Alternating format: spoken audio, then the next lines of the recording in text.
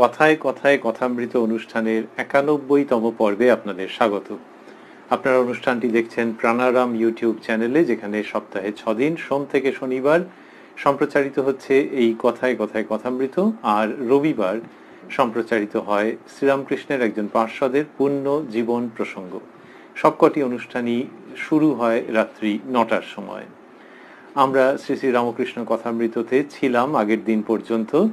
শ্রীরামকৃষ্ণের পূর্ণ জন্মতিথি, যেটি দক্ষিণেশ্বরে পালিত হচ্ছিল ১১ই মার্চ ১৮৮৩, সেই দিনের প্রসঙ্গে। আজকে আমরা প্রবেশ করব নতুন দিনে, কথামৃতকে অবলম্বন করে, সেই শ্রী শ্রী রামকৃষ্ণ কথামৃত, যার সূচনায় কথামৃতকার শ্রীযুক্ত মহেন্দ্রনাথ গুপ্ত বা শ্রীম উদ্ধৃত করছেন, তব কথামৃতং তপ্ত জীবনং কবিভিরীরিতং কলমশাপহং শ্রবণমঙ্গলং শ্রীমদাততং ভুবি গৃণন্তি ইয়ে ভূরিদা জনাঃ। ফাল্গুনের কৃষ্ণা পঞ্চমী তিথি, বৃহস্পতিবার, ১৬ই চৈত্র, ইংরেজি ২৯শে মার্চ ১৮৮৩ খ্রিস্টাব্দ। মধ্যাহ্ন ভোজনের পর ভগবান শ্রীরামকৃষ্ণ কিঞ্চিত বিশ্রাম করিতেছেন। দক্ষিণেশ্বর কালীবাড়ির সেই পূর্ব পরিচিত ঘর, সম্মুখে পশ্চিম দিকে গঙ্গা, চৈত্র মাসের গঙ্গা। বেলা ২টার সময় জোয়ার আসিতে আরম্ভ হইয়াছে। ভক্তেরা কেহ কেহ আসিয়াছেন। তন্মধ্যে ব্রাহ্ম ভক্ত শ্রীযুক্ত অমৃত ও মধুর কণ্ঠ শ্রীযুক্ত ত্রৈলোক্য, যিনি কেশবের ব্রাহ্ম সমাজে ভগবল লীলা গুণগান করিয়া আবাল ও বৃদ্ধের কতবার মন হরণ করিয়াছেন। তাহলে ২৯শে মার্চ ১৮৮৩, এর আগেরটি ছিল ১১ই মার্চ ১৮৮৩ প্রসঙ্গ। মধ্যাহ্ন ভোজনের পর ঠাকুর বিশ্রাম করছেন কালীবাড়িতে, দক্ষিণেশ্বরের যে তার পরিচিত ঘর, সেইখানে তিনি অবস্থান করছেন। আর চৈত্র মাসের গঙ্গা, মাস্টারমশাই লিখছেন, পশ্চিম দিকে মা গঙ্গা প্রবাহিত হচ্ছেন এবং সেই সময় জোয়ার আসতে আরম্ভ হয়েছে। এই রকম একটা পটভূমিকা মাস্টারমশাই বর্ণনা করে তারপর বলছেন, রাখালের অসুখ, এই কথা শ্রীরামকৃষ্ণ ভক্তদের বলিতেছেন। অর্থাৎ রাখাল চন্দ্র, যিনি পরবর্তীকালে স্বামী ব্রহ্মানন্দজি মহারাজ। শ্রীরামকৃষ্ণ, এই দেখো রাখালের অসুখ, সোডা খেলে কি ভালো হয় গা? কি হবে বাপু, রাখাল তুই জগন্নাথের প্রসাদ খা। শ্রীরামকৃষ্ণ ব্যস্ত হচ্ছেন তার জন্যে, যে অসুখ হয়েছে কিভাবে সারবে, এবং যেন একটুখানি বিভ্রান্ত সেই রকম ভাব। কি হবে বাপু, তার মানে ওই বিভ্রান্তি, চিন্তা, দুশ্চিন্তা এইসব রয়েছে। সেই রাখালচন্দ্রের জন্যে, যার সম্বন্ধে শ্রীরামকৃষ্ণের বাৎসল্য ভাব, যাকে দেখেছিলেন, দর্শন করেছিলেন ভাবে মানস পুত্র রূপে, যাকে মা ভবতারিণী কোলে বসিয়ে দিয়ে গিয়েছিলেন এবং বুঝিয়েছিলেন যে হ্যাঁ মানস পুত্র। মাস্টারমশাই লিখছেন যে ওই যে ঠাকুর বললেন, রাখাল তুই জগন্নাথের প্রসাদ খা, তারপরে লিখছেন, এই কথা বলিতে বলিতে ঠাকুর অদ্ভুত ভাবে ভাবিত হইলেন। বুঝি দেখিতে লাগিলেন সাক্ষাৎ নারায়ণ সম্মুখে রাখাল রূপে বালকের দেহ ধারণ করে এসেছেন। একদিকে কামিনী কাঞ্চন ত্যাগী শুদ্ধাত্মা বালক ভক্ত রাখাল, অপরদিকে ঈশ্বর প্রেমে অহরহ মাতোয়ারা শ্রীরামকৃষ্ণের সেই প্রেমের চক্ষু। সহজেই বাৎসল্য ভাবের উদয় হইল। তিনি সেই বালক রাখালকে বাৎসল্য ভাবে দেখিতে লাগিলেন ও গোবিন্দ গোবিন্দ এই নাম প্রেম ভরে উচ্চারণ করিতে লাগিলেন। শ্রীকৃষ্ণকে দেখিয়া যশোদার যে ভাবের উদয় হইত, এ বুঝি সেই ভাব। ভক্তেরা এই অদ্ভুত ব্যাপার দর্শন করিতেছেন। এমন সময় সব স্থির। গোবিন্দ নাম করিতে করিতে ভক্তাবতার ঠাকুর শ্রীরামকৃষ্ণের সমাধি হইয়াছে। শরীর চিত্রার্পিতের ন্যায় স্থির। ইন্দ্রিয়গণ কাজে জবাব দিয়া যেন চলিয়া গিয়াছে। নাসিকাগ্রে দৃষ্টি স্থির। নিঃশ্বাস বহিছে কি না বহিছে। শরীর মাত্র ইহলোকে পড়িয়া আছে। আত্মাপক্ষী বুঝি চিদাকাশে বিচরণ করিতেছেন। এতক্ষণ যিনি সাক্ষাৎ মায়ের ন্যায় সন্তানের জন্য ব্যস্ত হইয়াছিলেন তিনি এখন কোথায়? এই অদ্ভুত ভাবান্তরের নাম কি সমাধি? এটি বলে মাস্টারমশাই অন্য প্রসঙ্গে যাবেন, কিন্তু তার আগে যা বলছেন, যে বর্ণনা দিচ্ছেন এবং তার সঙ্গে যে ভাবোদ্দীপ্ত ব্যাখ্যা দিচ্ছেন তা ভারী অপূর্ব। যে রাখাল চন্দ্রকে দেখতে দেখতে শ্রীরামকৃষ্ণ বাৎসল্যভাবে পরিপূর্ণ হয়ে যাচ্ছেন, এবং সেটি কিরকম দুটির সংযোগে হচ্ছে বললেন। একদিকে কামিনী কাঞ্চন ত্যাগী শুদ্ধাত্মা বালক ভক্ত রাখাল, অপরদিকে ঈশ্বর প্রেমে অহরহ মাতোয়ারা শ্রীরামকৃষ্ণের সেই প্রেমের চক্ষু। তাহলে ঠাকুর শ্রীরামকৃষ্ণের সেই প্রেমের চক্ষু আর এদিকে শুদ্ধাত্মা বালক ভক্ত রাখাল, এই দুটির যোগাযোগে কি অনির্বচনীয় ভাব, দৃশ্য, পরিবেশের সৃষ্টি হচ্ছে। তো বললেন যে তিনি তাহলে সহজেই বাৎসল্যভাবে উদয় হইল। তিনি সেই বালক রাখালকে বাৎসল্যভাবে দেখিতে লাগিলেন ও গোবিন্দ গোবিন্দ এই নাম প্রেম ভরে উচ্চারণ করিতে লাগিলেন। এইটি দেখতে দেখতে মাস্টারমশাইয়ের মনে হচ্ছে যে মা যশোদার যে ভাব হতো, এটি বুঝি সেই ভাব। এইবারে ওই গোবিন্দ গোবিন্দ নাম যে উচ্চারণ করেছেন, রাখাল চন্দ্র যেন উপলক্ষ হয়ে যাচ্ছেন, খুব বড় উপলক্ষ হয়ে যাচ্ছেন। শ্রীরামকৃষ্ণ ভাব সাগরে ডুব দিচ্ছেন। ভক্তেরা এই অদ্ভুত ব্যাপার দর্শন করিতেছেন। এমন সময় সব স্থির। তার মানে তার আগে শ্রীরামকৃষ্ণের মধ্যে মুভমেন্ট ছিল, কিন্তু এইবার সমস্ত স্থির হয়ে যাচ্ছে। গোবিন্দ নাম করিতে করিতে ভক্তাবতার ঠাকুর শ্রীরামকৃষ্ণের সমাধি হইয়াছে। সমাধি হইয়াছে এই কথাটি মাস্টারমশাই বললেন, কিন্তু একটু বাদেই আবার কি সুন্দর বলছেন যে এতক্ষণ যিনি সাক্ষাৎ মায়ের ন্যায় সন্তানের জন্য ব্যস্ত হইয়াছিলেন তিনি এখন কোথায়? এই অদ্ভুত ভাবান্তরের নাম কি সমাধি। অর্থাৎ সমাধি বলতে তিনি কি বোঝাচ্ছেন সেটি অন্যভাবে তিনি উপস্থাপন করে দিলেন, যে এই অদ্ভুত ভাবান্তর শ্রীরামকৃষ্ণের মধ্যে যেটি তিনি দেখছেন সেটিকেই সমাধি বলছেন। আর সমাধির লক্ষণও বলেছেন যা তিনি নিজের চক্ষে দর্শন করেছেন। শরীর চিত্রার্পিতের ন্যায় স্থির, শরীর চিত্রার্পিতের ন্যায় স্থির। তো ওই ছবির মতো স্থির হয়ে যাচ্ছে, এরকম বর্ণনা আগেও দিয়েছেন। এখানে একটু নতুন কিছু আসবে। বলছেন ইন্দ্রিয়গণ কাজে জবাব দিয়া যেন চলিয়া গিয়াছে। কি সুন্দর যে যিনি কর্মী তিনি কাজে জবাব দিয়ে যেন চলে যান, কাজে জবাব দিয়ে চলে গেলেন যেন আর কাজ করবো না। তো ইন্দ্রিয়রাও তারা কাজে জবাব দিয়ে চলে গেছে, এরকম একটা অবস্থা যে তারা আর কাজ করছে না। এইভাবে করে শ্রীরামকৃষ্ণ বোঝাচ্ছেন যে কর্মীরা যদি কাজে জবাব দিয়ে চলে যায় তাহলে আর কাজ হয় না, তারা যেগুলো করতো। তো এখানে ইন্দ্রিয়গণ জবাব দিয়ে চলে গেছে। কিন্তু এই সমাধির পর ঠাকুর শ্রীরামকৃষ্ণ আবার তো এই জগতে ফিরবেন। তো মাস্টারমশাই লিখছেন ইন্দ্রিয়গণ কাজে জবাব দিয়া যেন চলিয়া গিয়াছে। তো এই যে যেন, তার মানে হচ্ছে সাময়িকভাবে, তো আবার তারা ফিরবে। তাই এই সমাধির এই অবস্থা যে ইন্দ্রিয়রা কাজ করছে না, ইন্দ্রিয়গণ কাজে জবাব দিয়া যেন চলিয়া গিয়াছে। নাসিকাগ্রে দৃষ্টি স্থির, নাকের ডগাতে নাসিকাগ্রে দৃষ্টি স্থির হয়ে রয়েছে। আর বলছেন নিঃশ্বাস বহিছে কি না বহিছে, শরীর মাত্র ইহলোকে পড়িয়া আছে, আত্মা পক্ষী বুঝি চিদাকাশে বিচরণ করিতেছেন। চিদাকাশ আমাদের শাস্ত্রের মধ্যে আছে।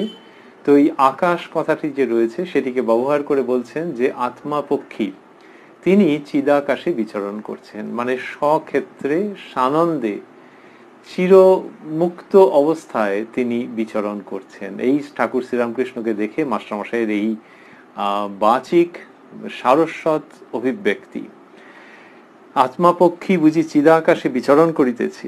এতক্ষণ যিনি সাক্ষাৎ মায়ের ন্যায় সন্তানের জন্য ব্যস্ত হইয়াছিলেন, তাহলে ওই যে বললেন যে সোডা খেলে ভালো হবে নাকি, রাখালের অবসুখ কি করে ভালো হবে গা, এইসব কথা যিনি বলছিলেন তিনি এখন কোথায়? তার মানে যে বাইরের জগতে যিনি ছিলেন যে মানুষটি, তাকে তো দেখতে পাচ্ছি না। ভাবান্তর, নাসিকাগ্রে দৃষ্টি স্থির, ইন্দ্রিয়রা যেন কাজে জবাব দিয়ে চলে গেছে, শ্বাস বইছে কি না বইছে, এই অদ্ভুত ভাবান্তরের নাম কি সমাধি।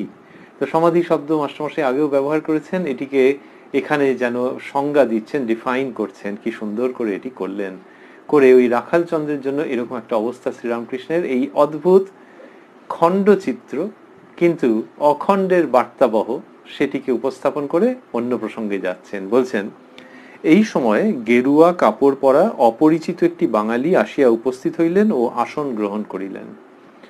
বাঙালি জানলেন কি করে যখন আসছেন? তার মানে পরে তিনি কথা বলেছেন। তো বা তার সঙ্গে ঠাকুরের কথা টথা হচ্ছে, এই সমস্ত থেকে বাঙালি তো বুঝতেই পেরেছেন। কিন্তু ওই বর্ণনার সময় আগেই সেটা কি সুন্দর করে মাস্টারমশাই লিখছেন, এটা একটা লেখার অদ্ভুত শৈলী। এই সময় গেরুয়া কাপড় পরা অপরিচিত একটি বাঙালি আসিয়া উপস্থিত হইলেন ও আসন গ্রহণ করিলেন।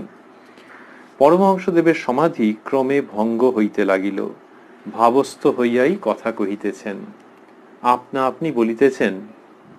শ্রীরামকৃষ্ণ গেরুয়া দৃষ্টে। আবার গেরুয়া কেন, একটা কি পড়লেই হলো?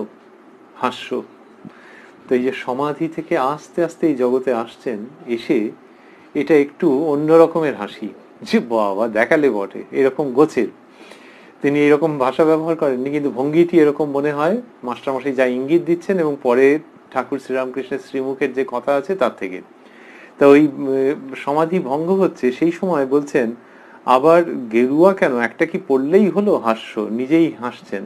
এটি ভারী অপূর্ব একটি মুহূর্ত, যে পুরোপুরি এই জগতে যে মন এসে গেছে তা ঠিক নয়, তারই মধ্যে এটি বলছেন। ওই যে বললেন, মাস্টারমশাই লিখলেন যে ভাবস্থ হইয়াই কথা কহিতেছেন, আপনা আপনি বলিতেছেন। তার মানে এখনো পুরো হুড় করে বাইরের জগতে যেরকম ভাবে কথা বলা হয় সেরকম ভাবে নয়। তার মানে বোঝাই যাচ্ছে যে ভেতরে ওই ভাবটি রয়েছে, সেখানে তিনি অনেকটাই রয়েছেন, আর একটু বাইরেও কথা বলতে আরম্ভ করেছেন। এই অবস্থাতেও শ্রীরামকৃষ্ণ হাসছেন, হেসে বলছেন যে ওরকম আবার গেরুয়া কেন, একটা কি পড়লেই হলো? একজন বলেছিল চণ্ডী ছেড়ে হলুম ঢাকি, আগে চণ্ডীর গান গাইতো, এখন ঢাক বাজায়। সকলের হাস্য। তার মানে যে চণ্ডীর গান গাইতো, তো এটি তো খুব চমৎকার। তা সেই লোকটা কি দেখা যাচ্ছে যে ঢাক বাজাচ্ছে। বলছেন আগে চণ্ডীর গান গাইতো, এখন ঢাক বাজায়। এই এমন ভাবে বলেছেন যে সকলের হাস্য, সবাই হেসে ফেলেছেন। তো লোকটা আবার নিজের পরিচয়ও দিয়ে দিয়েছে, ব্রিফ সিভি বা ব্রিফ বায়োডাটা কিরকম। ঠাকুর বলছেন একজন বলেছিল চণ্ডী ছেড়ে হলুম ঢাকি, তার মানে জব প্রোফাইল চেঞ্জ হয়ে গেছে আর কি। আগে চণ্ডীর গান গাইতো, এখন ঢাকি হয়েছে। তো তাতে অসুবিধে কি? অসুবিধা হচ্ছে যে দুটোতেই লোকটা ক্যাজুয়াল বোঝা যাচ্ছে। যে চণ্ডীর গান গাইতো ভঙ্গি দেখে বোঝা যাচ্ছে ক্যাজুয়াল, নাহলে সেটা তো ছাড়তে তার কষ্ট হবে। যে ওইটার সঙ্গে একটা যোগসূত্র আছে, মনের থেকে যদি হতো, আচ্ছা না হয় এখন 2 পয়সা বেশিই পাচ্ছে, কিন্তু তাহলেও চণ্ডীর গান গাইছে যে সেইটা ছেড়ে এসেছে, তার জন্য কোনো কষ্ট টষ্ট নেই। তো এইখানটাতে একটা অবাক হওয়ার ব্যাপার রয়েছে, যে তার মানে হচ্ছে যে ক্যাজুয়াল, যে কোনোটাতেই তার মন নেই। আর একটা হচ্ছে যে চণ্ডীর গান গাওয়া তো খুব ভালো, সবাই তো পারবে না, কিন্তু সেখান থেকে ঢাকি, আচ্ছা সে ঢাক বাজানো না হয় অন্যরাও পারবে, কিন্তু ওই যে কাজটা ছেড়ে চলে এলো, তার জন্য কিছুমাত্র দুঃখ আক্ষেপ গ্লানি কিছু নেই। ওই কাজ বা ওই অভ্যেস যে ছেড়ে দিল, সেজন্য কিছুমাত্র ওটা নেই। তার মানে একটা কিছু করলেই হলো। চণ্ডীর গান গাইবার মধ্যে যে একটা অন্য রকমের ধর্মীয় অনুষঙ্গ আছে, আধ্যাত্মিকতার আস্বাদনের একটা হালকা হলেও সুর আছে, সেখান থেকে আবার এই বাজনাবাদ্যি এই জায়গাটাতে কিন্তু লোকটার হি ডাজন্ট কেয়ার। এটা তো অদ্ভুত ব্যাপার। আরেকটা হচ্ছে যে বললেন যে একজন বলেছিল চণ্ডী ছেড়ে হলুম ঢাকি, কেউ তোমায় বলতে বলেছে, কিন্তু সে নিজেই অ্যানাউন্স করছে আর কি, বা কেউ যখন একটু অবাক হয়েছে তখন বলছে আগে ওটা করতাম, এখন এটা করেছি। হালকা ইঙ্গিত আছে ঢাক বাজাচ্ছে। চণ্ডীর গান যখন করছে তখন সেটা যতটা লাউড, ঢাক বাজালে ড্যাম ড্যামা ড্যাম সে অনেক বেশি লাউড। তার মানে আত্মপ্রচারের জায়গাটাও একটু বেড়েছে আর কি। চণ্ডীর গান ছেড়ে এটা করছে এবং এটা বেশ লাউড আছে, লোককে জানান দেওয়ার মতো। তো এই পাড়া জাগিয়ে দিচ্ছে দুপুরবেলাতেও প্রায়, সেরকম কাম্যটা করছে, কিন্তু চণ্ডীর গান যে ছেড়েছে সেজন্য কোনো দুঃখ টুক্ষ নেই। তার মানে যা হোক এটা করলেই হলো। তুমিও ওই আজকে দুপুরবেলা বেরোবার সময়, বাড়ি থেকে আসার সময় গেরুয়াটা গায়ে চাপিয়ে এসছো, এরকম একটা ভঙ্গি শ্রীরামকৃষ্ণের রয়ে গেছে, সেটি বোঝা যাচ্ছে। তো তিনি বলছেন আবার গেরুয়া কেন, একটা কি পড়লেই হলো? তাহলে গেরুয়া বসন যিনি পড়েছেন, তিনি যদি সত্যিই সন্ন্যাসী হয়ে থাকেন, কিন্তু শ্রীরামকৃষ্ণ বুঝতে পারছেন, তো লক্ষণ দেখলেই বুঝতে পারছেন যে না, সেরকমটা নয়।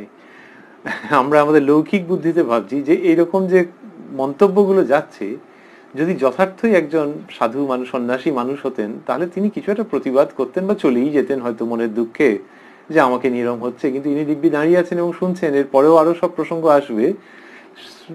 সুতরাং একদম ঠিক ঠিক জায়গায় স্বামীজি বলতে ভালোবাসতেন যে অ্যাট দ্য রাইট পয়েন্ট। তো একদম ঠিক জায়গাতে ঘাঁটি মারছেন শ্রীরামকৃষ্ণ, এটি বোঝা যাচ্ছে। কিন্তু সবটার মধ্যে একটা প্রসন্নতা আছে, স্নেহ আছে, মমতা আছে, এবং একটা যেন উত্তরণের আশীর্বাণী কোথাও প্রচ্ছন্ন হয়ে আছে এই সমস্ত উপদেশের মধ্যে। তা বললেন যে একজন বলেছিল, চণ্ডী ছেড়ে হলুম ঢাকি। আগে চণ্ডীর গান গাইতো, এখন ঢাক বাজায়, বলতে সকলের হাস্য। বলে শ্রীরামকৃষ্ণ বলছেন, বৈরাগ্য ৩-৪ প্রকার। তো এইসব ঘটছে। আমরা ভাবছি যে যিনি ভাবস্থ ছিলেন এবং এখনো ভাবস্থই রয়েছেন, একটু একটু বাইরের দিকে কথা বলছেন, দুটো জিনিস হচ্ছে যে এক হচ্ছে তিনি নিজে হাসছেন, আবার যা বলছেন তাতে অন্যরাও হেসে ফেলছে। নিজে কেউ হাসতেই পারে, সেটা তার স্বাধীনতা, কিন্তু অন্যেরা হাসছেন মানে সত্যি সত্যি অন্যের মধ্যে সেই হাস্যরস সঞ্চারিত হচ্ছে, এবং তিনি নিজে যে হেসেছেন সেটা অকারণে নয়, পুরো ব্যাপারটার মধ্যে হিউমার রয়েছে। এই যিনি কিনা ভাবস্থ অবস্থা থেকে ধীরে ধীরে এই জগতে আসছেন, তিনি একটা উইটি কথা বলছেন, একটা বুদ্ধিদীপ্ত হাসির কথা বলছেন। এই পরিবেশটি ভারী চমৎকার। রাখাল চন্দ্রের প্রসঙ্গ বলতে বলতে গোবিন্দ গোবিন্দ নাম উচ্চারণ করতে করতে এমন অবস্থা হলো যে মাস্টারমশাই অনুমান করছেন যুক্তিসঙ্গত কারণেই যে বুঝি আত্মাপক্ষী চিদাকাশে বিচরণ করছেন। এইরকম যিনি অনুমান করছেন তিনিই দেখছেন যে ওই যিনি এসেছেন তাকে নিয়ে এমন একটা কিছু ঠাকুর বলছেন, নিজে একটু অল্প অল্প হাসছেন আর লোকেরা হেসে ফেলছে। ওই যে সমাধি অবস্থা থেকে এইরকম একটা হিউমারের কথা বলা, এটি এক অর্থে একটা জার্নি। সেটা কিরকম জার্নি? ওই সনাতন ভাবধারা, শাশ্বত যে চিন্তা, সেটি আধুনিক কালের কাছে যেন একটা প্রসন্ন হাসি সহ উপস্থিত হচ্ছে, শুদ্ধ আশীর্বাদ করবে বলে। যে সমাধি মানে ধর্মজগতে, অধ্যাত্ম জগতে একেবারে উচ্চ অবস্থা, যে যা পাওয়ার সেটি পাওয়া হয়ে গেছে, সেইখানে উনি অবস্থান করছেন। আর ওই একজন বলেছিল চণ্ডী ছেড়ে হলুম ঢাকি, এসব বলা মানে একদম ডাউন টু আর্থ। এই down to earth, down to the present time, down to contemporary mentality, এই সমস্ত কিছু হচ্ছে ওই অবতরণ। শাশ্বত ভাব নিয়ে আধুনিক মানুষের কাছে কথা বলা, এই অবতরণ যিনি এই স্কেলে করতে পারেন তিনি অবতার। যে দেখাচ্ছেন অদ্ভুত যে এই ধরনের কথা বলা যায়, এর মধ্যে একটা নাগরিক শানিত পবিত্র বুদ্ধির লক্ষণ আছে। আর এই ধরনের কথা যিনি বলেন, যিনি হাসতে হাসতে অন্যদেরও নির্মল হাস্যরসে আহ্বান জানান, তিনি আবার জানেন এমন ভাবে সমাধিস্থ হতে, বা যার প্রকৃতির মধ্যে এমন ভাবে সমাধিস্থ হওয়া আছে যাতে শ্বাস প্রশ্বাস বইছে কি না বইছে তা বোঝা যাবে না গো। এই অবতরণ ওই লেভেল থেকে এই লেভেলে, ওই স্তর থেকে এই স্তরে। সেটা কি জন্য? এই স্তরের মানুষজনকে অমীয় আশীর্বাদী আহ্বান জানানোর জন্যে, যে চলো ওই স্তরেও যাওয়া যায়, বা ওই স্তরে যাওয়াটাই মানুষ জীবনের উদ্দেশ্য। শ্রীরামকৃষ্ণ সেটি করছেন। আর একে ওই বৈরাগ্যের চিহ্ন তিনি ধারণ করেছেন। তো সেইখান থেকে শ্রীরামকৃষ্ণের যে জায়গাটা মনে হচ্ছে যে যাচ্ছে না ব্যাপারটা, সেইখানটাতে রয়েছেন। বলছেন, বৈরাগ্য ৩-৪ প্রকার।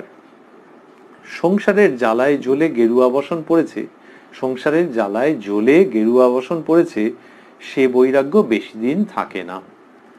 হয়তো কর্ম নাই, গেরুয়া পরে কাশি চলে গেল।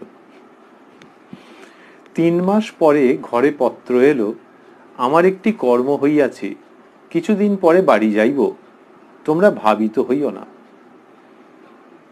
এরকম বলছেন শ্রীরামকৃষ্ণজি। এও একরকমের গেরুয়া বসন ধারণ। বললেন যে সংসারের জ্বালায় জ্বলে গেরুয়া বসন পড়েছে। তো সংসারের জ্বালায় অতিষ্ঠ হয়ে দেখেছে ধরতরই ভাল লাগে না, আর গেরুয়া বসন পড়েছে। পড়লে অনেক সুবিধেই আছে, যে কেউ কিছু দিল হয়তো, সাধারণত বাইরের জগতে যেরকম হয় যে ওই বসনের প্রতি লোকের বিশাল শ্রদ্ধা থাকে, অন্তত আমাদের দেশে, অন্য দেশেও থাকতে পারে। তো বললেন যে সংসারের জ্বালায় জ্বলে গেরুয়া বসন পড়েছে, সে বৈরাগ্য বেশি দিন থাকে না। হয়তো কর্ম নাই। তাহলে কর্ম নাই মানে বাড়ির লোক খোঁটা দিয়েছে, প্রচন্ড ব্যস্ত করেছে। সেইটের তাড়নায় সে ওই রকম করেছে, হয়তো কর্ম নাই, গেরুয়া পরে কাশি চলে গেল, একেবারে ঠিক ঠিক যোগাযোগ, গেরুয়াও পড়েছে কাশিও চলে গেছে। কিন্তু দাঁড়াও, তারপর কি হয় দেখি। 3 মাস পরে ঘরে পত্র এলো, আমার একটি কর্ম হইয়াছে, কিছুদিন পরে বাড়ি যাইব, তোমরা ভাবিত হইও না। এর মধ্যে ইঙ্গিত রয়েছে যে তারা কাজকলা কিছুই ভাবিত হয়নি, কিন্তু 3 মাস বাদে চাকরি খবর দিয়েছে। এবং কি লিখছে যে আমার একটি কর্ম হইয়াছে, তার মানে জানছে তো যে ওই বাড়িতে গেলেই ওই অশান্তি আবার শুরু হবে, সুতরাং সেখানে এই সুসংবাদটা তাড়াতাড়ি দিয়ে দেওয়া যাক। তারপরে বলেছে আমার একটি কর্ম হইয়াছে, বোঝাই যাচ্ছে যে কর্মটা কাশির ওদিকে নয়, কলকাতার দিকেই, মানে বাড়ির দিকেই হয়েছে, সুতরাং সে আবার বাড়ি ফিরছে। তো কিছুদিন পরে বাড়ি যাইব, তোমরা ভাবিত হইও না। তো শ্রীরামকৃষ্ণ বলছেন যে এইরকম সব বৈরাগ্য আছে। তাহলে ওই মানুষটিকে উদ্দেশ্য করেই বলছেন, আর তিনি শুনছেন। এমনি যখন কেউ বলেন তখন সমালোচনা, সঠিক সমালোচনা হলেও অনেক সময় মানুষ শুনতে চান না, কিন্তু শ্রীরামকৃষ্ণ যখনই যার করেছেন, যার যে সীমাবদ্ধতার কথা বলেছেন, সেটি এমনভাবে, এই যে মাস্টারমশাই লিখছেন কথামৃতর মধ্যে, তিনিও নিশ্চয়ই ছাত্রদের কত রকম ভাবে সংশোধন করার চেষ্টা করেছেন এবং অনেকাংশেই সফল হয়েছেন আমরা ভাবতেই পারি। সেই তিনি মাস্টারমশাই শিখছেন শ্রীরামকৃষ্ণের কাছে যে সংশোধন করা 100%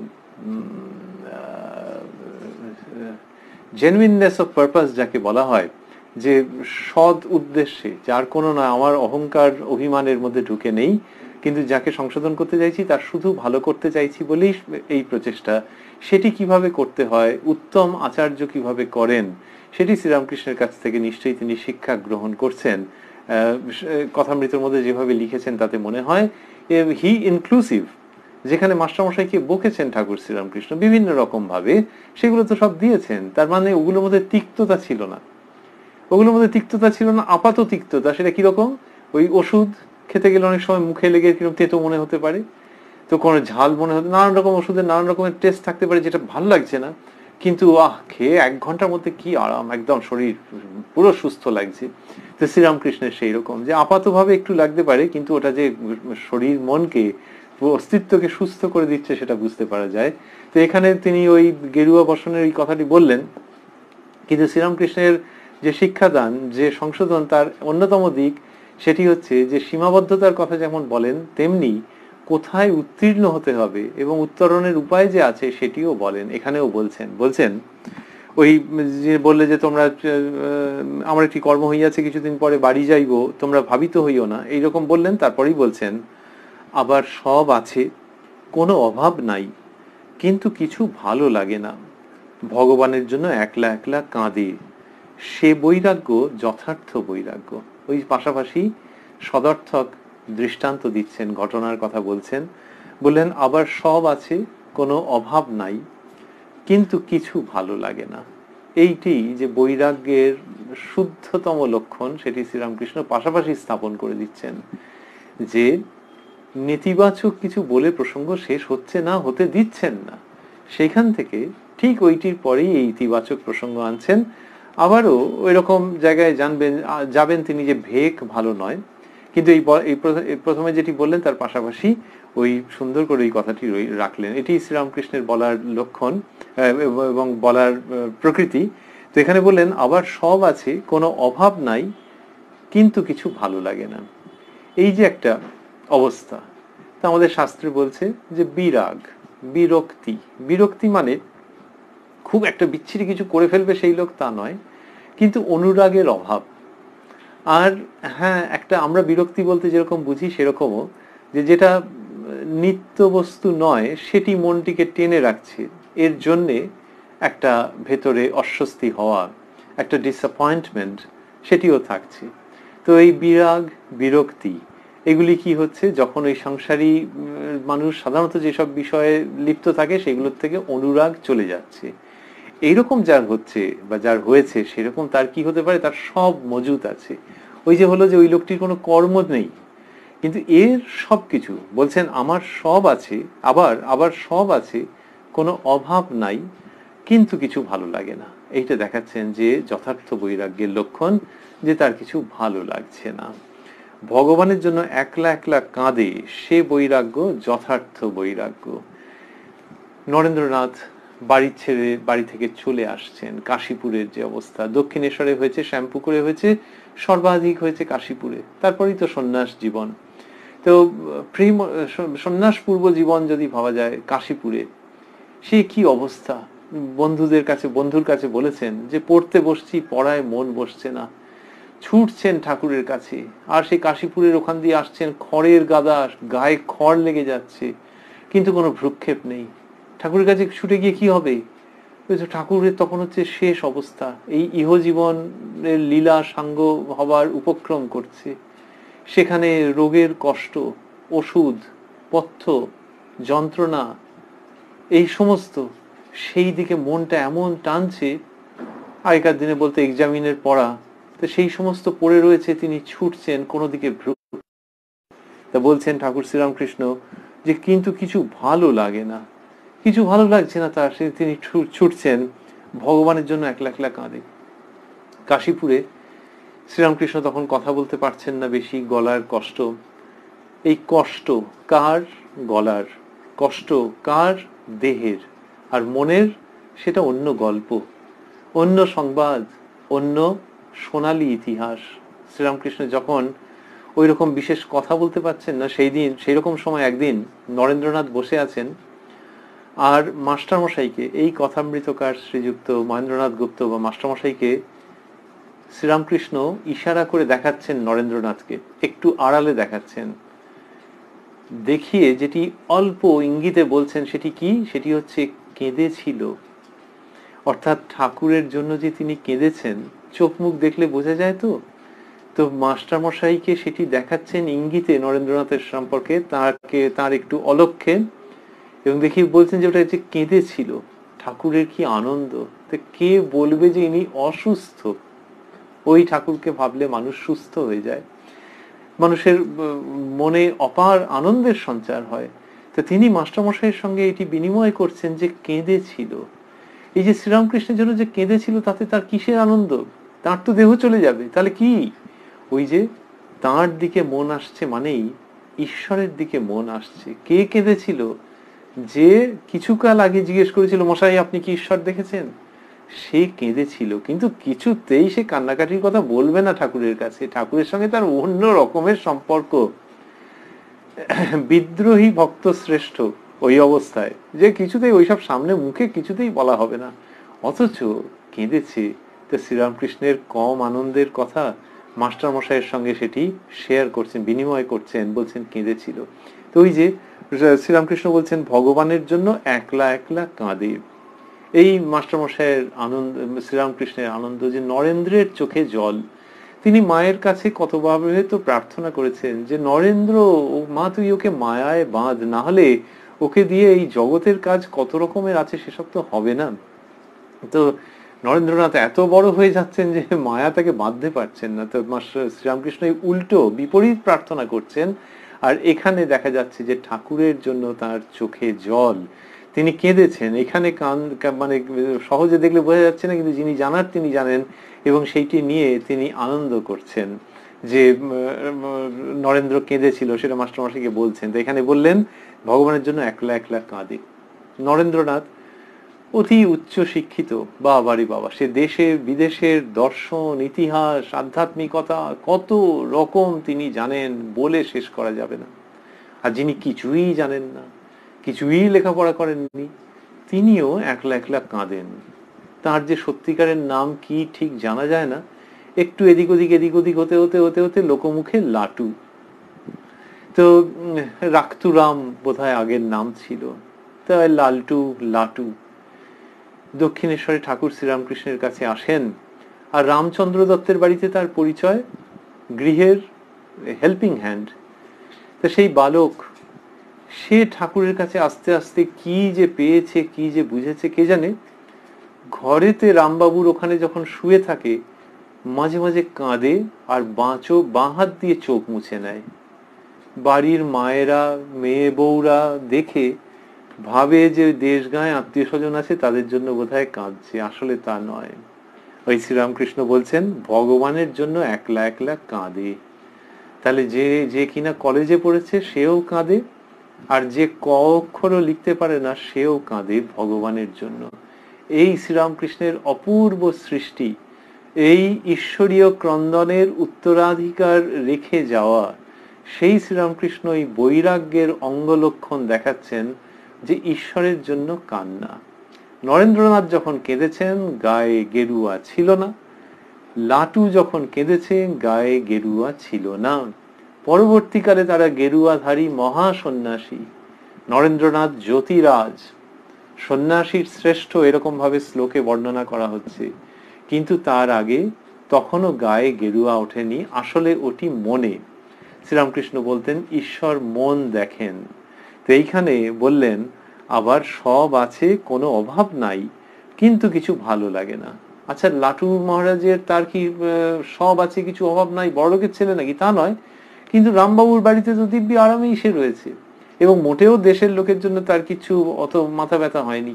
সুতরাং সেই দিক দিয়ে দেখতে গেলে তো সবই আছে, এমনি তো দিব্যি খেয়ে দিয়ে সব ঠিক আছে একদম। আর কলকাতা শহর তার রোশনাই সবকিছুর মধ্যে, কিন্তু ওই বললেন সব আছে কোনো অভাব নাই, কিন্তু কিছু ভালো লাগে না। লাটু কিছুদিন বাদে বললেন যে তিনি ওই দক্ষিণেশ্বরে গিয়েই থাকবেন। রামবাবু তো অবাক হয়ে গেলেন। তারপর ঠাকুরকে বলতে ঠাকুর বললেন হ্যাঁ তুমি ওকে এখানেই রেখে দাও। রামবাবু ঠাকুরকে এত ভালোবাসতেন, শ্রদ্ধা করতেন যে সেটিতে রাজি হয়ে গেলেন। তা বলছেন যে কিন্তু কিছু ভালো লাগে না, ভগবানের জন্য একলা একলা কাঁদে, সে বৈরাগ্য যথার্থ বৈরাগ্য। বলতে বলতে বলছেন আবার ওই ভেকের প্রসঙ্গে আসছেন, যে অসময়ের যে পোশাক সেটির কথা বলছেন। বলছেন মিথ্যা কিছুই ভালো নয়, মিথ্যা ভেক ভালো নয়, মিথ্যা ভেক ভালো নয়। ভেকের মতো যদি মনটা না হয় ক্রমে সর্বনাশ হয়। মিথ্যা বলতে বা করতে ক্রমে ভয় ভেঙে যায়। তার চেয়ে সাদা কাপড় ভালো। মনে আসক্তি, মাঝে মাঝে পতন হচ্ছে, আর বাহিরে গেরুয়া, বড় ভয়ঙ্কর। যিনি বহির্জগতে গেরুয়া কাপড় পরে বেরিয়ে পড়েছেন সেইটি ঠিক নয়। বলছেন যে ভেকের মতো যদি মনটা না হয় ক্রমে সর্বনাশ হয়। এবং সেটি কিভাবে হয় দেখাচ্ছেন, যে মিথ্যা বলতে বা করতে ক্রমে ভয় ভেঙে যায়। তাহলে যিনি বাইরে গেরুয়াধারী তার আচরণের মধ্যে কোনো অসঙ্গতি থাকলেও মানুষে কিছু বলে না, যে উনি গেরুয়াধারী, কিছু বলা যাবে না। এইটা করতে করতে এই ব্যক্তি বাইরের জগতের জন্যে যেটুকুনি সচেতন থাকতেন, সাবধান থাকতেন এবং সাথে তার কল্যাণ হতো, সেই প্রক্রিয়াটা আর কাজ করে না, তখন তার ক্ষতি হয়ে যেতে পারে। তাই বললেন যে তার চেয়ে সাদা কাপড় ভালো। মনে আসক্তি, মাঝে মাঝে পতন হচ্ছে, আর বাহিরে গেরুয়া, বড় ভয়ঙ্কর। এই কথা শ্রীরামকৃষ্ণ বলছেন ওই মানুষটিকে দেখে। তারপর সেটিকে আরো প্রসারিত অর্থে নিয়ে যাচ্ছেন। বলছেন এমনকি যারা সৎ, অভিনয়েও তাদের মিথ্যা কথা বা কাজ ভালো নয়। কেশব সেনের ওখানে নববৃন্দাবন নাটক দেখতে গেছিলাম। কি একটা আনলে ক্রস, আবার জল ছড়াতে লাগলো, বলে শান্তি জল। একজন দেখি মাতাল সেজে মাতলামি করছে। তা বলছেন যে এগুলো ভালো নয়, অভিনয়ের মধ্যেও ভালো নয়। যে মাতাল সেজে মাতলামি করছে এটাও ভালো নয়। এটি শ্রীরামকৃষ্ণ বলছেন। ওই যে কি একটা আনলে ক্রস, খ্রিস্টানদের পদ্ধতিতে তো নববিধান নাটকের মধ্যে, নববৃন্দাবন নাটকের মধ্যে, এবং সেখানে ক্রস এনে জল ছেটাতে লাগলো, আর জল ছড়াতে লাগলো, আর বললো শান্তি জল। এই একেবারে সিরিয়াস বিষয় নিয়ে এই অভিনয় শ্রীরামকৃষ্ণের এটা ভালো লাগছে না। ভালো লাগছে না কেন? যে যিনি অভিনয় করছেন তার মনের উপর ছাপ পড়বে। কি ছাপ? যে এগুলো নিয়ে খেলা করাও চলে, এ তো অভিনয়, তো সত্য নয়। সেই জন্যে যেটির সঙ্গে চিরন্তন সত্যের যোগ, সেটি যদি এরকম অভিনয় করে দেখানো হয়, তাহলে ওর যে শাশ্বত ভাব, চিরন্তন যে সত্তা, সেটির সম্পর্কে শ্রদ্ধার ন্যূনতা হতে পারে, শ্রদ্ধা কমে যেতে পারে। সেই জন্য অভিনয় ভালো নয়। তার উপরে আবার বলছেন একজন দেখি মাতাল সেজে মাতলামি করছে, তার মানে সেই লোকটি মাতাল নয় ধরে নেওয়া হচ্ছে। তাহলে এটা করলে মনের উপরে প্রভাব পড়ে।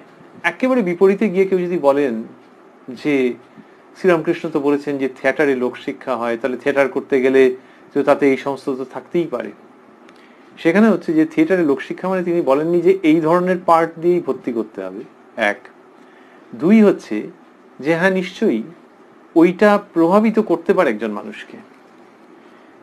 যদি কেউ সেই সম্পর্কে সচেতন না থাকেন তাহলে প্রভাবিত হয়ে যাবেন। বড় অভিনেতার একটা বড় গুণ হচ্ছে যে তিনি যতক্ষণ অভিনয় করছেন ততক্ষণ চরিত্রটিকে নিয়ে ভাবছেন, কিন্তু তিনি ওর সঙ্গে শেষ পর্যন্ত যুক্ত হয়ে যাচ্ছেন না। যাদেরকে বিভিন্ন চরিত্রে অভিনয় করতে দেখা যায়, বড় বড় অভিনেতা যে স্টিরিওটাইপড নয়, তাদের দেখা যাবে আরে কখনো হিরো করেছেন, কখনো ভিলেন করেছেন, নানান রকমের, কখনো ট্র্যাজেডি, কখনো কমেডি, নানান রকমের করছেন। যদি কেউ শুধু ট্র্যাজিক পার্টে করে থাকেন, লোকে বলবে খুব ভালো, কিন্তু ওই স্টিরিওটাইপটা ছেড়ে বেরোতে পারলো না।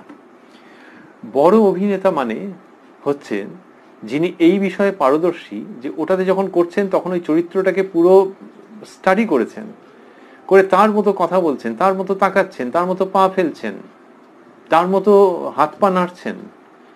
কিন্তু যখন ওই কন্ট্রাক্টটা শেষ হয়ে যাবে, তারপর যখন আরেকটা চরিত্র নেবেন তখন এটা একেবারে সরিয়ে দেবেন। এটি হচ্ছে বড় অভিনেতার লক্ষণ, যেটি অভিনেতা বা অভিনেত্রী যেটি অনেক কষ্টে আয়ত্ত করতে হয়। তার আগে কি হয়? তার আগে হয় যে ওই চরিত্রটার প্রভাব ফেলতে আরম্ভ করে। এইটাতেই অনেক সময় বিপদ হয়ে যায় যে হিরোর পার্ট যিনি করছেন, নায়কের অভিনয় যিনি করছেন, করতে করতে করতে করতে ওইটাই যদি ওকে বেঁধে ফেলে, তাহলে একটা বয়সের পর যখন হিরোর বাবার অভিনয়ে ডাক আসবে তখন খুব মুশকিল হয়ে যাবে। তো ওই শ্রীরামকৃষ্ণ যে বলছেন তার সঙ্গে এই প্রসঙ্গটি জড়িত রয়েছে, যে মন থেকে যদি ওই পার্টটিকে ছেড়ে দিতে পারে, ওই অভিনয়ের যে চরিত্রটি সেটাকে যদি ছেড়ে দিতে পারে তাহলে ভালো, কিন্তু লোকে সাধারণত পারে না, এবং তখন ওইটার প্রভাব এসে পড়তে থাকে। সিনেমায় তবু একরকম, কিন্তু নাটক, যাত্রা, দিনের পর দিন ওটি অভিনীত হচ্ছে। সিনেমায় একবারই, তার জন্য হয়তো 6 মাসের প্রস্তুতি ছিল, কিন্তু হলো একবারই, বা যে কটা টেক হলো। নাটক দিনে 3টে শো, যাত্রা ওরে বাবা, এই যে বারবার বারবার করে করা হচ্ছে। এবং যদি তিনি ওই রকম মানসিকভাবে, সে তিনি আস্তিক নাস্তিক যাই হন না কেন, মানসিকভাবে যদি ওই রকম পারদর্শী না থাকেন, তাহলে ওই চরিত্র কিন্তু মনের ওপরে প্রভাব ফেলবেই ফেলবে। সেইখানে এই সাবধান বাণী। আর যিনি এইগুলো কেয়ার করেন না, যিনি এগুলো সম্পর্কে উদাসীন, এগুলো নিয়ে ভাবতে ভালো লাগে না, যে ধর্মজীবন, অধ্যাত্ম জীবন এসব কিছু ভাবেন না, তার ক্ষেত্রে এটা ঠিক পুরোপুরি যাচ্ছে না। কিন্তু খুব যাচ্ছে যার ধর্মজীবন আছে তিনি যদি ওরকম করেন। আর যিনি ধর্ম নিয়ে ভাবেন না তার ক্ষেত্রেও হচ্ছে। সেটি কি? সেটি হচ্ছে যে তার যে ওই অশুভ সংস্কার সেটা আরো শক্তিশালী হয়ে যাচ্ছে। তো নিয়মিতাই যে সংস্কারকে, যার জন্য ছেলে মেয়েদের যখন মানুষ করার কথা হচ্ছে, তখন হচ্ছে এইগুলো তাদের কাছ থেকে সরিয়ে রাখো, কারণ এগুলো যত আসবে তত ওই অশুভ সংস্কার ভেতরে আছেই, সেইগুলোর আরো শক্তি বৃদ্ধি হবে। সুতরাং সরিয়ে রাখো, সরিয়ে রাখো, সরিয়ে রাখো। একটা বয়সের পর যখন আর সেটা সম্ভব হবে না, ততক্ষণে সে মানসিক শক্তি অর্জন করে ফেলবে ইত্যাদি। তো ওই যে শ্রীরামকৃষ্ণ বলছেন যে একজন দেখি মাতাল, সে যে মাতলামি করছে, ওইখানে তার আপত্তি লাগছে। কেন না, তিনি মানুষের অসীম অশেষ তাৎক্ষণিক সম্ভাবনায় বিশ্বাস রাখেন, যে এই জীবনে করতে হবে। মানুষ জীবনের উদ্দেশ্য ঈশ্বর দর্শন, ঈশ্বর লাভ, এরকম যিনি বলছেন যে মেদাটে ভক্তি ভালো নয়, যে হচ্ছে হবে, তিনি ওই যেখানে কিনা শুদ্ধ প্রকৃতির জাগরণের বিপরীতে কিছু যাচ্ছে, সেইখানে অস্বস্তিতে পড়ে যাচ্ছেন। লালন ফকিরের গানে রয়েছে, এমন মানব জনম আর কি হবে, মন যা করার তরায় করো এই ভবে, ডু ইট কুইকলি। মন যা করার তরায় করো এই ভবে। তাহলে কেন না, এই মানব জনম আর পাবে কিনা কি করে জানা যাবে? জন্মান্তর ইত্যাদি ছেড়ে দিলাম, থাকুক বা না থাকুক, এই জন্মটাকে কি ওয়েস্ট করতে পারো? এমন মানব জনম আর কি হবে? সেইখানে যখন নাটক দেখতে গিয়ে দেখছেন যে মাতাল সে যে মাতলামি করছে, তখন কষ্ট তো হবেই। এখনকার ভাষায় human resource development is being challenged, ওইটার প্রভাব মনের উপরেতে পড়বে। তাহলে যে লোকটা অ্যাডিক্টেড নয়, যে লোকটার ওইসব ব্যাপার নেই, সেই লোকটা যদি মাতালের অভিনয় করে, তাহলে হিউম্যান রিসোর্স ডেভেলপমেন্টটা ঘেঁটে যেতে পারে। এই যে ঘেঁটে যেতে পারে, সেইখানে শ্রীরামকৃষ্ণের অসুবিধে, অস্বস্তি, এবং সেটি কি সুন্দর করে সম্প্রসারিত ভাবে আনছেন, যে যেটা নয় সেটা হলে ভেতরেতে প্রভাব ফেলে দেবে। তাহলে ওই যে মাতলামি করছে সেখানেও বটে, আবার যার মন রঞ্জিত হয়নি, যে গানের মধ্যে আছে যে মন না রাঙিয়ে কাপড় রাঙালে কেন যোগী, তো সেরকম মন যার রঞ্জিত হয়নি সে যদি আবার বাইরের দিকে, তাহলে একটা হচ্ছে খারাপ দিক যে লোকটা ভালো, ধরে নেওয়া যাক মাতালের অভিনয় করছে, আরেকটা হচ্ছে যে লোকটা এখনো সেই জায়গায় যায়নি কিন্তু গেরুয়া কাপড় পরে বসে আছে। এই দুটোতেই অসুবিধে হচ্ছে। গেরুয়া কাপড় তার সঙ্গে যে শ্রদ্ধা সম্মান, যে চারিত্রিক লক্ষণ লোকটার উপরে ইম্পোজ করবে, যদি মনটা সেই রকম প্রিপেয়ার্ড না থাকে তাহলে গোলমাল হয়ে যাবে। শ্রীরামকৃষ্ণ এই অদ্ভুত মনোবৈজ্ঞানিক জায়গায় নিয়ে এসে জিনিসটিকে স্থাপন করছেন। যখন বলেছেন যে একজন দেখি মাতাল সে যে মাতলামি করছে, তখন একজন বলছেন, একজন ব্রাহ্ম ভক্ত বলছেন কু বাবু, পুরো নামটা বললেন, বা নামটা হয়তো বলেছেন মাস্টারমশাই এটাকে ড্রপ করে গেছেন, ওর হয়তো আর কেউ বলেন না, পুরো নামটিই বলেছেন মাস্টারমশাই, সেটি উল্লেখ মাত্র করেছেন প্রাথমিক অক্ষর। শ্রীরামকৃষ্ণ, ভক্তের পক্ষে অরূপ সাজাও ভালো নয়। এখান থেকে আমরা পাচ্ছি এই ধারণাগুলো।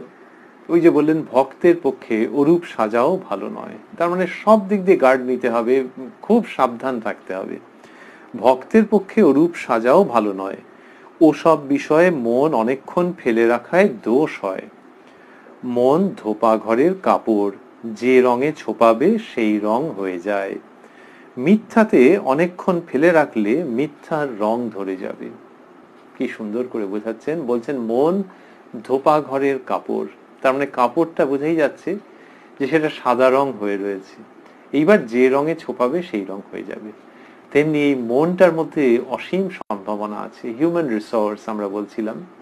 অন্যত্র আছে এমন মানব জমিন রইল পতিত, আবাদ করলে ফলতো সোনা। তাহলে ওই যে কাপড় সেটিকে সঠিক রঙে যদি রঞ্জিত করা যেত, কোনটা কোন কাপড়, বাইরের কাপড় নয়, মন। বললেন মন ধোপা ঘরের কাপড়, যে রঙে ছোপাবে সেই রং হয়ে যায়। মিথ্যাতে অনেকক্ষণ ফেলে রাখলে মিথ্যার রং ধরে যাবে। এতে হয় ছেলে মেয়েদের ক্ষেত্রে অনেক সময়তেই, যে ওই সত্যি কথা বলা ভালো, সত্যি কথা বলা ভালো, শুনেছে কতবার শুনেছে, ছোট বয়সে হ্যান্ড রাইটিং প্র্যাকটিস করে ডিকটেশন নিয়েছে, এই সমস্ত করেছে, কিন্তু মনের মধ্যে সেই ছাপটা পড়েনি। মাঝখান থেকে হলো কি বন্ধু বান্ধব এমনকি আত্মীয় স্বজনদের মাঝখানেও একেবারে প্রচুর প্রচুর মিথ্যে কথা, এ ও তা নানান রকম। আবার কম বয়সীদের মধ্যে একটা প্রবণতা থাকে যে শিক্ষক শিক্ষিকাকে বা অন্য কোনো গুরুজনকে কি কি মিথ্যে কথা বলেছে তার প্রতিযোগিতা, যে অমুক দিন অমুক বললাম কিছু বুঝতেই পারলো না, আর সবাই হো হো করে হেসে ফেললো।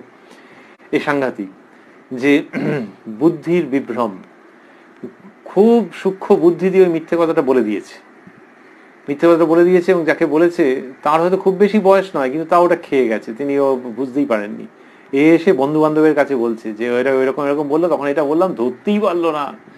এই যেটা প্রবণতা, তখন হচ্ছে কি যে আহা হা হা ধোপা ঘরের কাপড় কি সুন্দর ছিল, তারপরে ছিটিয়ে ছিটিয়ে কিরকম বিচ্ছিরি বিচ্ছিরি, কতগুলো কালচে, কতগুলো দোআঁশলা, কতগুলো ঘোলাটে রং ছ্যাপকা ছ্যাপকা ছ্যাপকা ছ্যাপকা পড়ে গেল।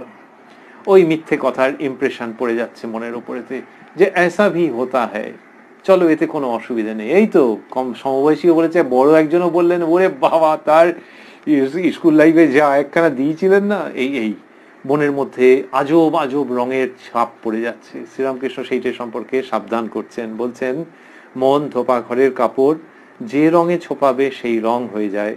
মিথ্যাতে অনেকক্ষণ ফেলে রাখলে মিথ্যার রং ধরে যাবে। এই যে বলছেন এখান থেকে নতুন শিক্ষার সূচনা হতে পারে, যে মিথ্যার মধ্যে ওটা করতে নেই, ওটা করতে নেই, মিথ্যাকে নিয়ে আশ্রয় করে থাকতে নেই ওরকম ভাবে। শ্রীরামকৃষ্ণকে বলা হয় সত্য স্বরূপ, সত্যে তিনি প্রতিষ্ঠিত। আর এর বিপক্ষে আধুনিক কুটকচালি যুক্তি কিরকম দেওয়া হয় যে হ্যাঁ সত্যকে সবসময় ধরে থাকা যায় নাকি, কেউ যদি একজনকে খুন করতে আসে আর যদি তাকে না পেয়ে আরেকজনকে জিজ্ঞেস করে যে কোথায় গেল, তখন কি সে যদি দেখে থাকে যে ওইদিকে বাঁদিকে গেছে তাহলে বলবে বাঁদিকে, তাহলে গিয়ে খুন করে দেবে, তখন তো তাকে মিথ্যা কথাই বলতে হবে। তবে এটি হচ্ছে আধুনিক সেলফ ডিফিটিং লজিক। এমন তো নয় যে মানুষের সারা জীবন ওই খুনি আর ছুরি আর ওইরকম প্রশ্ন সেই দিয়েই সকাল 8টা থেকে রাত্রি 8টা পর্যন্ত এরকম হচ্ছে, বরং দেখা যাবে যে জীবনে হয়তো একবারও ওরকম হয়নি। আচ্ছা যদি হয় তখন অন্যরকম বলবে, কেন তাহলে সত্য থেকে ওইটা হচ্ছে ব্যতিক্রম। বিজ্ঞানের নিয়মে বারবারই বলা হচ্ছে যে নিয়ম থাকলে তার ব্যতিক্রম থাকবে। সে তো ঠাকুর ও মথুরবাবুকে দেখিয়েছিলেন, তাহলে ব্যতিক্রম, কিন্তু ব্যতিক্রমটাকে নিয়ম বলে চালালে সেটা মহামূর্খের কথা। অতএব অন্য ক্ষেত্রে সত্যকে ধরে থাকতে হবে। আর যেখানে কিনা ওই রকম লাইফ অ্যান্ড ডেথ কোশ্চেন ছিল না, ছুরি হাতে ক্রিমিনাল ছুটে আসেনি, সামান্য বাসের কন্ডাক্টরের সঙ্গে, সামান্য ট্রেনের চেকারের সঙ্গে কতবার মিথ্যে বলে দিয়েছে, আরো আরো নানান রকম কারণে ইয়ার্কি ফাজলামি করতে গিয়ে মিথ্যে বলে দিয়েছে যে বাড়িতে একটা 30,000 টাকা দামের মোবাইল আছে। এর জন্য এর সঙ্গে তো ছুরি হাতে ক্রিমিনালের ছুটে আসার সম্পর্ক ছিল না। এই যে উঠতে বসতে নানান রকমের মিথ্যে কথা, সেগুলোকে সাপোর্ট করা যায় তো? সেইখানে শ্রীরামকৃষ্ণ আসছেন নতুন যুগের জন্য আবারও সেই সনাতন পন্থাকে প্রতিষ্ঠিত করতে, যে সত্যের কোনো বিকল্প নেই এবং সত্যকে ধরে থাকা মানেই ধর্মকে ধরে থাকা। এই শ্রীরামকৃষ্ণ নতুন ভাবে সত্যকে প্রতিষ্ঠা করছেন, শুধু বাণীর দ্বারা নয়, তার কর্মের দ্বারা। তার পুরো সিস্টেম টিউনড হয়ে আছে by truth and eternal truth only.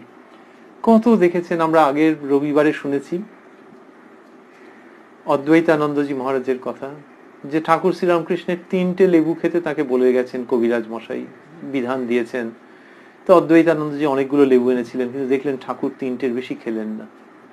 আমাদের কি হয় যে লেবু তো ট্যাবলেট তো আর নয়, তাহলে লেবু 3টে পাওয়া মুশকিল হতে পারে। তো একদিন যখন কেউ এনে দিয়েছে যে লেবু খেলে যদি ভালো হয়, তাহলে 3টের জায়গায় তো নিশ্চয়ই আর একটু বেশি খেলে ভালো হবে, দাও দাও আর একটু রস করে দাও, তাতে শরীর সুস্থ হয়ে যাবে। না না, ওই 3টে যখন তখন 3টেই। এই যে সত্যকে ধরে থাকা, ওই বৃদ্ধ মানুষ গোপালচন্দ্র ঘোষ ঠাকুরের কাছে এসে এইসব দেখে শুনে তো অবাক যাচ্ছে। নিজের শরীর যেখানে পেটের অসুখ হয়েছে বলে এইসব খেতে বলেছে, সেখানে উনি সত্যকে ছাড়ছেন না।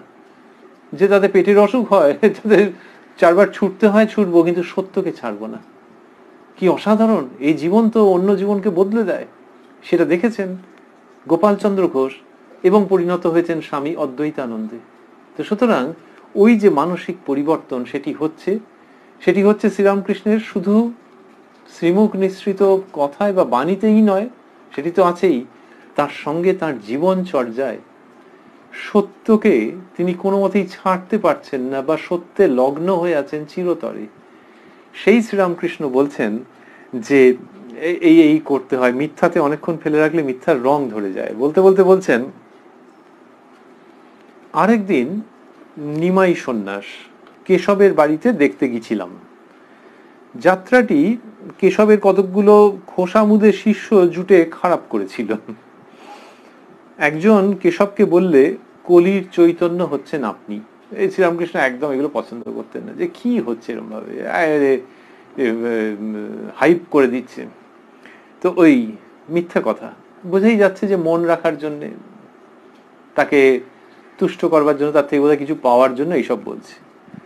তা নিমাই সন্ন্যাস দেখতে গেছিলাম, কিন্তু ব্যাপারটা পুরো কিরকম কেটে গেল। ওই সব খোসামুদের শিষ্যগুলো এরকম বলতে আরম্ভ করলো। একজন কেশবকে বললে, কলির চৈতন্য হচ্ছেন আপনি। কেশব আমার দিকে চেয়ে হাসতে হাসতে বললে, তাহলে ইনি কি হলেন? আমি বললুম, আমি তোমাদের দাসের দাস, রেণুর রেণু। এই শ্রীরামকৃষ্ণ কথা বলতে জানেন, শেষ হাসি হাসতে জানেন, মানুষের মনের কাছে অন্তরঙ্গ প্রসঙ্গগুলোকে নতুন করে এনে দিতে জানেন। তো কেশববাবুর সেই সাইকোফ্যান্ট যারা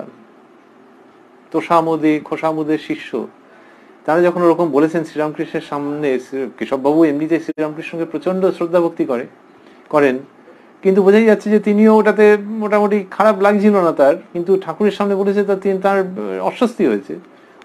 দুটো কারণে, এক হচ্ছে ঠাকুরের সামনে তাকে ওরকম বড় করে বলছে, আরেকটা হচ্ছে তিনি তো ঠাকুরকে শ্রদ্ধা ভক্তি মান্য করেন। সেই জন্যে ওই লোকগুলিকে তিনি বলেছেন যে তাহলে ইনি কি হলেন। এইখানটাতে শ্রীরামকৃষ্ণ আর বার্স্ট আউট না করে পারেননি, কিন্তু সেই বার্স্টিং এর মধ্যে কোনো এক্সপ্লোশনের ভয়ঙ্করতা নেই, অদ্ভুত পবিত্র মাধুর্যের বহিঃপ্রকাশ আছে, বিনয়ের আত্মপ্রকাশ আছে। বলছেন যে আমি বললাম, আমি তোমাদের দাসের দাস, রেণুর রেণু। কি অপূর্ব ভঙ্গিটি, যেন কতকটা হাত জোর করার মতো করে, যে আমাকে ওই সব গোলাগুলি বর্ষণ করো না আমার উপর, ওই প্রশস্তি, ওই স্তোক বাক্য আমার উপর নিক্ষেপ করো না, হার্ল করো না, আমাকে মেরো না, আমাকে আহত করো না ওই স্তোক বাক্যের দ্বারা, হাত জোর করছি তোমাদের কাছে। সেই ভঙ্গি। বলছেন, আমি বললুম, আমি তোমাদের দাসের দাস, রেণুর রেণু, for God sake please keep quiet. এইরকম আমাকে আর বলো না। এই শ্রীরামকৃষ্ণ, যার মন মুখ তাঁরই ভাষায় এক, কোনো তফাৎ নেই, সেই তিনি কথা বলছেন। এবং এটি স্পার্কড হয়েছে কোথা থেকে? ওই যে গেরুয়াধারী একজন মানুষ এসে পড়েছেন সেইখান থেকে। বলে শ্রীরামকৃষ্ণ বললেন, কেশবের লোকমান্য হবার ইচ্ছা ছিল। মাস্টারমশাই লিখছেন, অমৃত ও ত্রৈলোক্যের প্রতি। তাহলে এই যে আমরা দেখলাম যে এইসব কথাটা হলো, তো এখানে কই ওই গেরুয়াধারী লোকটি তিনি তো কিছু বললেন না, হয়তো বলেছিলেন, মাস্টারমশাই সেটি আর দেননি, অথবা এতক্ষণ তিনি রয়েছেন তো মাস্টারমশাই বুঝে গেছেন যে এই ব্যক্তি বাঙালি। ওই যে আগে বলেছেন যে বাঙালি, তিনি লিখেছেন ওর সম্পর্কে যে গেরুয়া কাপড় পরা অপরিচিত একটি বাঙালি আসে উপস্থিত হইলেন। এবার মাস্টারমশাই লিখছেন যে অমৃত ও ত্রৈলোক্যের প্রতি ঠাকুর শ্রীরামকৃষ্ণ বলছেন, নরেন্দ্র, রাখাল টাখাল, এইসব ছোকরা এরা নিত্য সিদ্ধ, এরা জন্মে ঈশ্বরের ভক্ত। জন্মে মানে জন্মে জন্মে। অনেকের সাধ্য সাধনা করে একটু ভক্তি হয়, এদের কিন্তু আজন্ম ঈশ্বরে ভালোবাসা। তার মানে জন্ম থেকেই, যে যখনই জন্ম নিচ্ছে তখন থেকে ঈশ্বরে ভালোবাসা। যেন পাতাল ফোঁড়া শিব, বসানো শিব নয়, স্বয়ম্ভু, তিনি আছেনই। তুমি গিয়ে তাকে দেখে আবিষ্কার করলে, মাটি টাটি সরিয়ে তাকে আবিষ্কার করে ধন্য হয়ে গেলে, কিন্তু কেউ বসিয়ে যায়নি, এর ইতিহাস খুঁজে পাওয়া যাবে না যে অমুক সালে এনার প্রতিষ্ঠা হয়েছে। তেমনি নরেন্দ্র রাখালের জীবন দেখে অবাক হয়ে যেতে পারো, কিন্তু জানবে এরা জন্মে জন্মে সিদ্ধ। বললেন, নরেন্দ্র, রাখাল, এইসব ছোকরা এরা নিত্য সিদ্ধ, এরা জন্মে ঈশ্বরের ভক্ত। অনেকের সাধ্য সাধনা করে একটু ভক্তি হয়, এদের কিন্তু আজন্ম ঈশ্বরে ভালোবাসা। যেন পাতাল ফোঁড়া শিব, বসানো শিব নয়। এই যে বলছেন আজন্ম ঈশ্বরে ভালোবাসা। আচ্ছা, তাই যদি হবে তাহলে ঠাকুরকে গিয়ে জিজ্ঞেস করলেন কেন যে মশাই আপনি ঈশ্বর দেখেছেন? তো তখন তো তার মধ্যে সংশয় যে ঈশ্বর আছেন কিনা, তাকে দেখা যায় কিনা, যারা ঈশ্বরের কথা বলেন তারা নিজেরা সচক্ষে দেখেছেন কিনা। এবং দু একজন প্রথিতযশা মানুষের কাছে গেলেন, তারা ঠিক পরিষ্কার উত্তর দিতে পারলেন না। নরেন্দ্রনাথ চলে এলেন সেখান থেকে কাল বিলম্ব না করে, শ্রীরামকৃষ্ণকে এসে জিজ্ঞেস করলেন, তাহলে এই যে বলছেন এরা জন্মে ঈশ্বরের ভক্ত, তাহলে কিরকম হলো? এটার উত্তর বোধহয় খুব সোজা, যে যে ছেলে বা যে মেয়ে দেখা গেল যে একটা বয়সে মেয়ে, ধরা যাক, তাকে বাড়ির বড়রা গানেতে যখন নিয়ে এলেন যে এইবার একটু প্র্যাকটিস শুরু কর, একটু গানটা শেখাতে হবে, ওমা এক দুদিনের মধ্যেই দেখা গেল যে দিব্যি হারমোনিয়ামের উপরে তো একটা দক্ষতা আছে, কেউ শেখাচ্ছেন, পটাপট পটাপট শিখে যাচ্ছে। আর আমাদেরই বাড়ির হারমোনিয়াম বাজাচ্ছে কি মিষ্টি সুর বেরোচ্ছে। তারপরে আরো দিন গড়াতে গড়াতে 1 মাস 2 মাস 6 মাস পাড়ার লোকেরা শুনতে আসতো যে আহা কিরম হারমোনিয়াম বাজাচ্ছে। অথবা ওই যখন স্বর সাধনা হচ্ছে তখনই সারেগামা বলছে, কি মিষ্টি গলা, মনে হচ্ছে এক্ষুনি গান শেখাই, কিন্তু না, এখন নয়, আগে একটু স্বরের সাধনা হোক, কি মিষ্টি গলা। এরকম কত হয়ে থাকে। ছেলে হয়তো তাকে আঁকতে দেওয়া হলো যে এই পাখি, এই ফুল, এই কাপডিশ, ও বাবা কোথায় কাপডিশ, সে তো একটা দেখে দেখে দেখে দেখে একটা প্রকৃতির ছবি এঁকে ফেলে, যে দেখছে সে বলছে তো বড়দের আঁকার মতো, ও এঁকেছে, সত্যি সত্যি এঁকেছে, বা পাড়াপড়শি জিজ্ঞেস করছে। তখন লোকে কি বলে, বলে যে সহজাত, বুঝলে, এর গান কি, হারমোনিয়াম বাজানো কি, অন্য বিদ্যা, সহজাত। ছবি আঁকছে, হারমোনিয়াম বাজাচ্ছে, গান করছে, কবিতা লিখছে, ছন্দে ছন্দে মিলিয়ে, এই সহজাত। এই জন্মে ট্রেনিং নিয়ে হয়নি, এটা অন্তত বাবা মা সবচেয়ে ভালো জানে। ট্রেনিংটা দেওয়া হচ্ছে কারণ একজন না একজন কাউকে তো পরপর পার্টগুলো শেখাতে হবে, কিন্তু প্রাথমিক যে পারদর্শিতা দেখাচ্ছে এ তো সাংঘাতিক। তো তার আগে পর্যন্ত কিন্তু সে গান গায়নি, যখন কেউ নিয়ে বসলেন টসলেন তখন ওটা হলো। নরেন্দ্রনাথের ক্ষেত্রে হচ্ছে ওইটা, যে যখন যোগ্য ট্রেনার এসে গেলেন শ্রীরামকৃষ্ণ জীবনে তখনই সূচনা হলো। আর তার আগে ঠিক লক্ষণটা বোঝা যায়নি। এটা শুধু গান গাওয়া, শুধু হারমোনিয়াম বাজানো, শুধু কবিতা লেখা বা শুধু ছবি আঁকা নয়, এটি অধ্যাত্ম প্রসঙ্গ। একটু তো চাপা থাকবেই, একটু প্রলংড ওয়েতে চাপা, একটু দীর্ঘায়িত ভাবে চাপা ছিল, কিন্তু তারপর যখন হলো তখন তো দেখে অবাক হয়ে যেতে হচ্ছে, অবাক হয়ে যেতে হচ্ছে এবং হচ্ছে না। কোথায় অবাক হয়ে যেতে হচ্ছে? যখন বাড়ির ওই রকম অবস্থা, প্রায় হ্যান্ড টু মাউথ অবস্থা হয়ে গেছে বিশ্বনাথ দত্তের দেহত্যাগের পরেতে, তখন নরেন্দ্রনাথ যখন ছুটে এসছেন, ঠাকুর বলছেন এই তুই মাকে মানিস না, ওই জন্য তোর হচ্ছে, যা আজকে ভালো দিন আছে মার কাছে গিয়ে চেয়ে নে। গিয়ে মায়ের কাছে চাইতে পারছেন না, চাইতে পারছেন না। ঠাকুর আবার অবাক হয়ে যাচ্ছেন, বাহ্যত অবাক হচ্ছেন যে যা যা আবার যা। 3 বার গিয়ে চাইতে পারছেন না। মায়ের ওই রূপ, মায়ের ওই ভুবনমোহিনী রূপ, মায়ের ওই আধ্যাত্মিক জ্যোতি সম্পন্ন রূপ দেখে বলছেন, মা তুমি বিবেক দাও, বৈরাগ্য দাও, যাতে নিত্য অবাধে তোমার দর্শন লাভ করতে পারি সেরকম করে দাও। বাড়ির খাবার দাবারের কথা 4 জন প্রার্থনা জানাতে এসেছিল। ওই শ্রীরামকৃষ্ণ অবাক হয়ে যাচ্ছেন। তারপর যখন নরেন্দ্রনাথ গেলেন তখন বললেন, তা আমি কি করবো, তুই চাইতে পারলি না, যা, তা মায়ের আশীর্বাদে তোদের মোটা ভাত কাপড়ের অভাব হবে না। এখানে একটু বিস্ময় ছিল যে চাইতে পারছে না, আর মায়ের কাছে গিয়ে বিবেক আমি বলেছি নাকি বিবেক বৈরাগ্য চাইতে? কিন্তু অবাক করে দেওয়া ব্যাপার, ওই জন্মে জন্মে সিদ্ধ। আর অবাক নয় কোনখানটাতে? ওই যে দক্ষিণেশ্বরে প্রথম দিনই বলেছিলেন হাত জোর করে, জানি প্রভু তুমি সেই পুরাতন ঋষি, জীবের দুর্গতি নিবারণ করতে পুনরায় দেহ ধারণ করেছো ইত্যাদি। তো এই নিত্য সিদ্ধ। কিন্তু হ্যাঁ, লৌকিক ব্যবহারের দিক থেকে দেখতে গেলে মাঝে মাঝে চমকে উঠতে হচ্ছে। শ্রীরামকৃষ্ণই তো ওরকম হচ্ছে, যে চাইতে পারলি না আবার যা, এসব অদ্ভুত লীলা, কিন্তু প্রথম থেকেই সিদ্ধ। তা বললেন নরেন্দ্র, রাখাল, এইসব ছোকরা এরা নিত্য সিদ্ধ, এরা জন্মে ঈশ্বরের ভক্ত। ওই যে শ্রীরামকৃষ্ণ বলছেন, হ্যাঁ দেখেছি, তোমাকে যেরকম দেখছি তার থেকেও স্পষ্ট ভাবে দেখেছি, আর তোমাকে দেখাতেও পারি। ব্যাস, সেইখান থেকে শুরু হয়ে গেল গান, সেইখান থেকে শুরু হয়ে গেল কবিতা, সেইখান থেকে শুরু হয়ে গেল ছবি আঁকা, সেইখান থেকে শুরু হয়ে গেল এক নতুন অধ্যাত্ম সঙ্গীত, নতুন অধ্যাত্ম কলা, যেটি নরেন্দ্রনাথ শ্রীরামকৃষ্ণের মাধ্যমে অপূর্বভাবে জগতে উদ্ভাসিত হয়ে উঠল।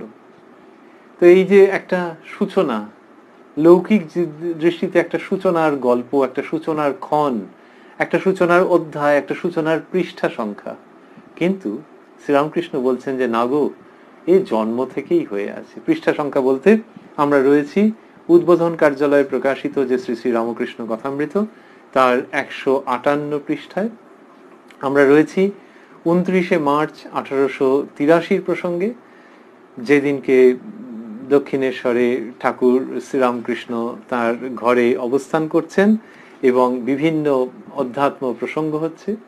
এই সবগুলি শুনতে শুনতেই আজকে আমরা সমাপন করব এবং আগামী সোমবার ঠাকুরের ইচ্ছায় আবারও আপনাদের সঙ্গে মিলিত হতে চাইব এই কথায় কথায় কথামৃত অনুষ্ঠানে, যেটি সঞ্চারিত হচ্ছে প্রাণারাম ইউটিউব চ্যানেলে সোম থেকে শনিবার রাত্রি 9টার সময়, আর এই চ্যানেলেই রবিবার রাত্রি 9টার সময় থাকছে শ্রীরামকৃষ্ণের একজন পার্ষদের পূর্ণ জীবন প্রসঙ্গ।